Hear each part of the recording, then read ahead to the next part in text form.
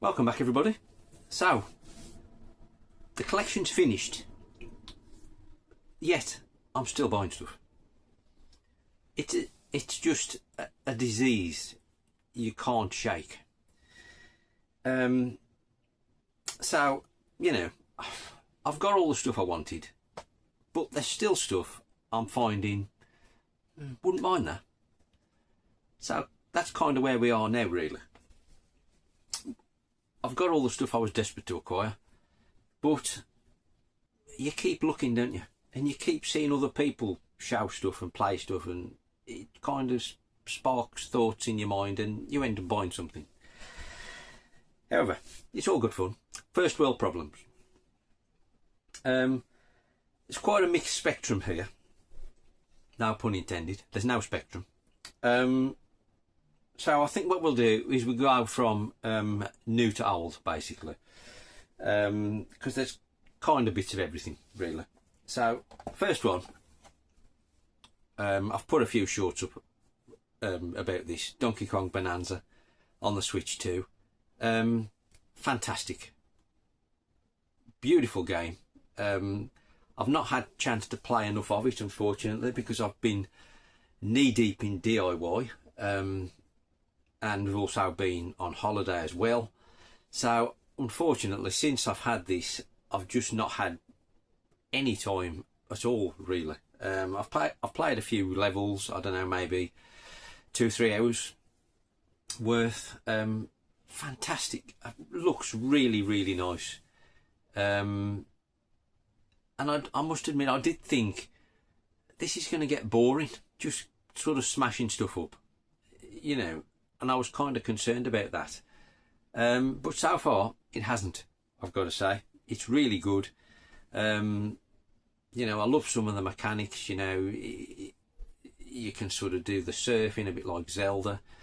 But, you know, it's just great how you can sort of smash stuff up. And it's got, I do like, there's kind of little sort of sub areas which are kind of like the shrines in Zelda as well, which again I really quite like, because that was one of my favourite parts in Breath of the Wild. So that kind of aspect's really great. You know, it's got minecart sort of levels and mechanics in it, and it looks beautiful, I've got to say. And you can obviously get different abilities and stuff for Donkey Kong. I've been really impressed with this. Really, I mean, it's the first proper Switch 2 game, you'd probably say. So fantastic. Totally recommend that. I think Kirby is the next one out. Forgot the one. The updated version of the Switch one, basically. But then the proper next game for me is Kirby Air Riders, which looks really good. Anyway, that brings us on to the usual Switch. And then I picked up Aqua Motor Racing Utopia. Got this out of CEX. I'd never seen it before. Got quite excited when I saw it, because I thought, wow, a wave race game. And I mean it is, but unfortunately it's not a good one. It's rudimentary, I would say, in controls. I couldn't recommend it. It does seem quite rare in CX. Don't know why, really. It seems quite widely available on eBay, but I can't recommend that one, to be honest. And then next up, I can recommend this one, Tetris Forever. Another one of these releases, like Atari 50, Cowabunga Collection. Really well done. Got some documentaries on it as well. Quite a few versions of the Tetris game. And who doesn't love that? I do particularly like the one where it switches up and changes between the different versions of the game, in the same game, if you like.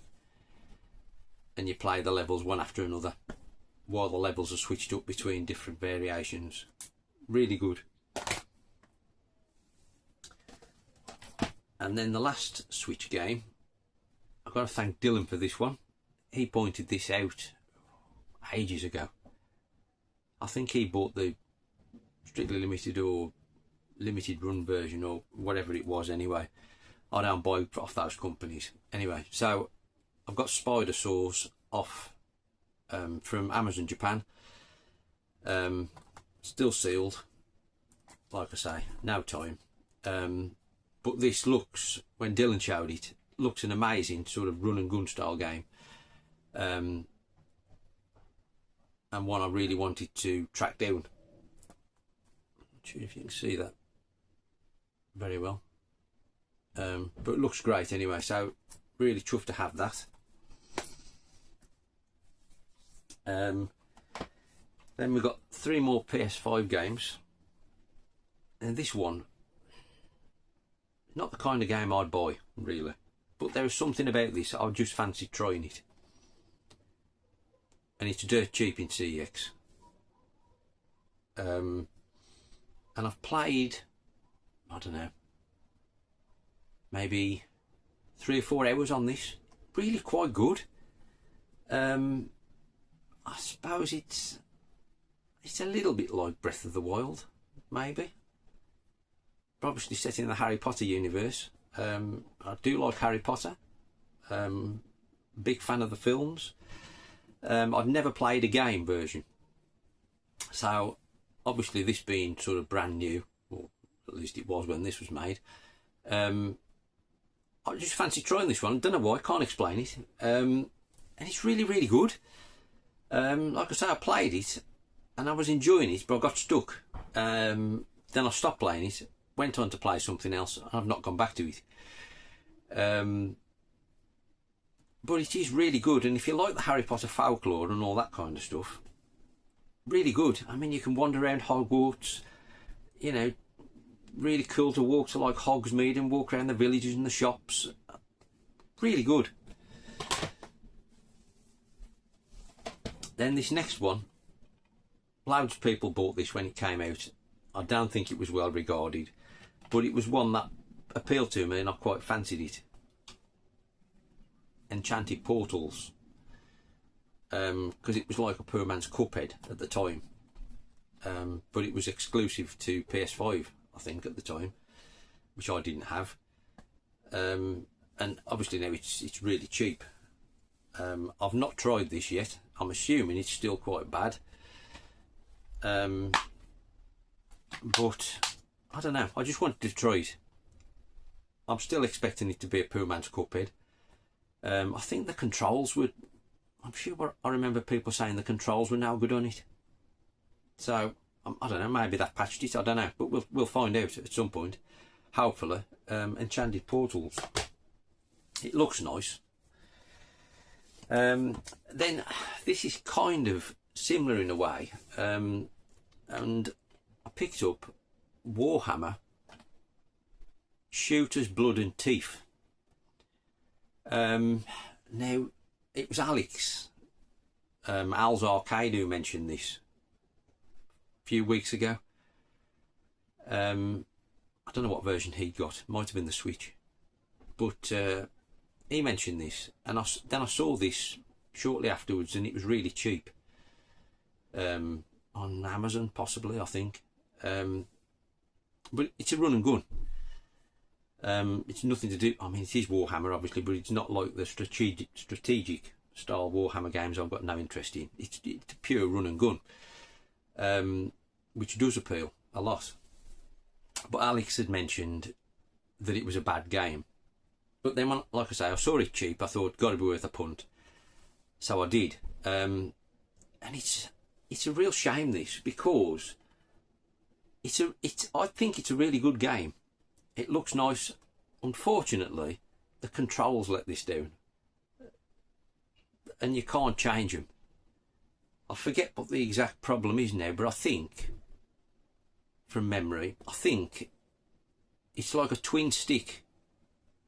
If I got this right, I think it's a twin stick shooter in effect, but it's a 2D platform run and gun.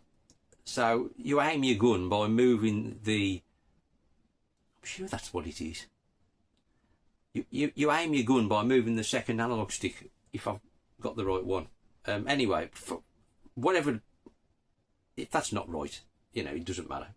The basic problem and issue is the controls are crap and you can't change them. Because you can't, there's something to do, I forget now, it's something to do with, you need more buttons than, you know, you need like a shoot, a jump. There aren't enough, whatever it is, I forgot. It's been weeks since I tried it and it really frustrated me. This could be fantastic, but like I say, the controls, shocking. Whether you could persevere with it, I'm not sure. Well, I'm not sure I could. Somebody probably could, but I'm not sure I could. Right, we've got a few PSP games now. First one we got Metal Slug Anthology.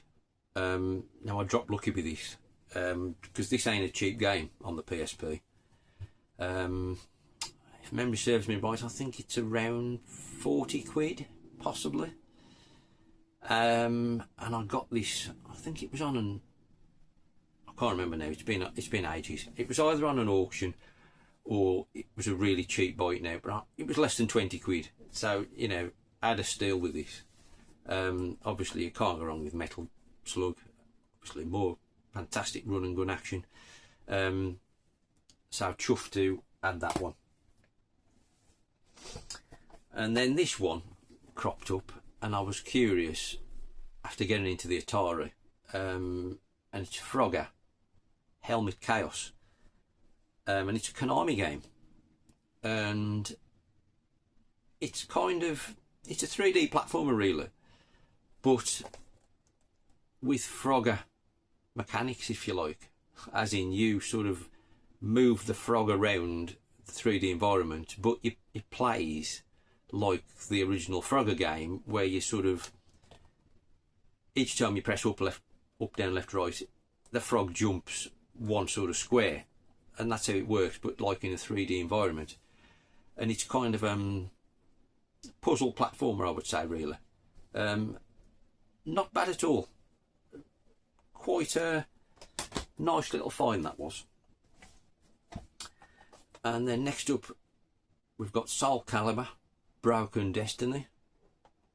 Never had this before. I'm not going big on the fighters on the PSP, if I'm honest. I don't think it's the best platform for a fighting game, especially ones that require sort of moves like a 2D fighter. So I'm, you know, each to their own, but I don't think it's the best platform for it, to be honest, but had to get Soulcalibur. So slightly disregarding what I've just said, also got Dark Stalkers, and again I got this one cheap because it was the German version, I think. Yeah, don't matter to me. It's the same cover, it's English on the side, it's just the fact it's got the different rating, and it is German on the back, but it plays fine in English. Awesome 2D fighter, Dark Stalkers. Like I say, I'm not going big on them. It was just because I dropped on that cheap. I wasn't particularly looking to buy it really. And then this one I'm sure this was brand new when I bought it, and I didn't even know it was on the PSP, and that's Split Second Velocity. This one's French, I think. Obviously this is on the PS3, is it? I think. So this is obviously a toned down version of it. I've not got round to trying it yet, beyond just making sure it worked. Cracking game on the PS3. I'm sure it's PS3. Yeah, it is. So I've got sort of reasonable hopes for this. Was it like it is a good game on the PS3. Then this one, I think I got this one cheap as well, if I remember rightly. Been some time again. It's Darius Burst. Obviously fantastic arcade game, uber widescreen. Again, I've never had this before, and this is Japanese exclusive, I believe. I don't think there's a PAL version. I'm sure this was auctioned on eBay, and I'm sure again, I'm sure this was quite cheap. Again, I've got under 20 quid in my mind. But anyway, it's they're all complete, I mean. But yeah, it's obviously classic horizontal shooter. And I always used to dismiss them on the PSP because the screen was too small, but you know, put your glasses on so you can actually see the screen, and I think they actually play really rather well. So, you know, along with Gradius, I'm chuffed to have that, and I do think it's a particularly nice box. Darius Burst. Right, we've got 2 older games now. Now this first one,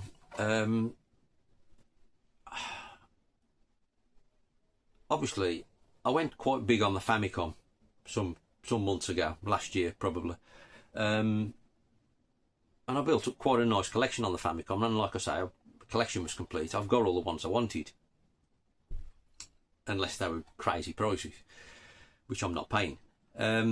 But there are some NES games which are exclusive to either PAL or American territories that didn't get Famicom releases, or they were Famicom Disk System games, which I don't have, and I've toyed with having one in the past.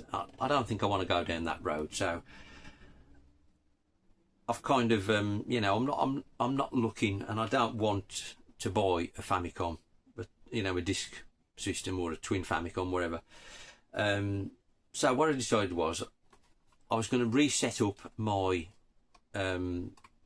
system for playing American NES carts, so as I could get the American exclusives that aren't available on the Famicom cartridge.